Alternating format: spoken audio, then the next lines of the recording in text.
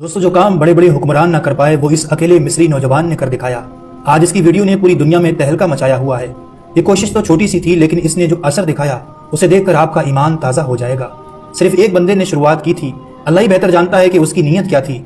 अब सैकड़ों लोग इस काम में जुट चुके हैं। खाली पानी की बोतलों में चावल दाल वगैरह भरकर समंदर में फेंक रहे हैं।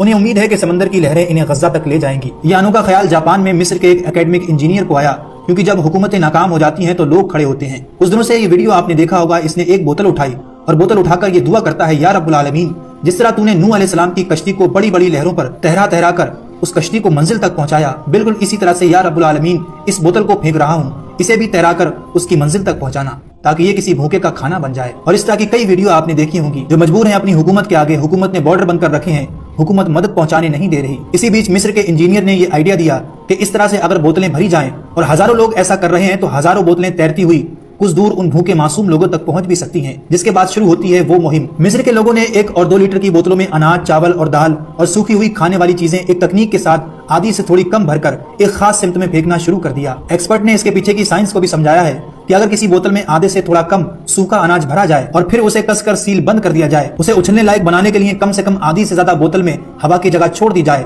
और एक खास सिमत में कम दूरी वाली जगह पर बहा दिया जाए, तो उम्मीद है कि वो बोतलें तैरते तैरते 72 से 96 घंटों में गजा के मजलूम मुसलमानों तक पहुंच जाएंगी। इसी सुझाव के आधार पर मिस्र के हजारों लोगों ने समंदर के किनारे पर छोटी छोटी बोतलों को फेंकना शुरू कर दिया है, जिसमें इस शख्स का वीडियो काफी ज्यादा वायरल हो रहा है, क्योंकि ये बंदा जब हर बोतल फेंक रहा है तो कुछ जुमले बोल रहा है जो सीधा आपके दिल पर असर करेंगे।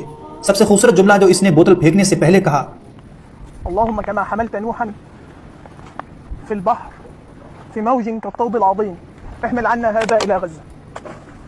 जिस तरह तूने नूह अलैहिस्सलाम की कश्ती को लहरों में तैरा कर किनारे तक पहुंचाया, बिल्कुल इसी तरह इस बोतल को लहरों पर तैराते तैराते किनारे तक पहुंचाना, ताकि ये किसी भूखे का खाना बन सके। फिर दूसरी बोतल फेंकते हुए कहता है, या अल्लाह, ये बोतल मैं इस उम्मीद से फेंक रहा हूँ कि अगर ये किनारे तक पहुंच गई तो कयामत के दिन मेरा जरिया बन जाएगी। फिर बोतल फेंकते हुए कहता है, ए मेरे भाइयों, हमें माफ कर देना, हम तुम्हारे लिए कुछ भी नहीं कर पा रहे, हम मजबूर हैं।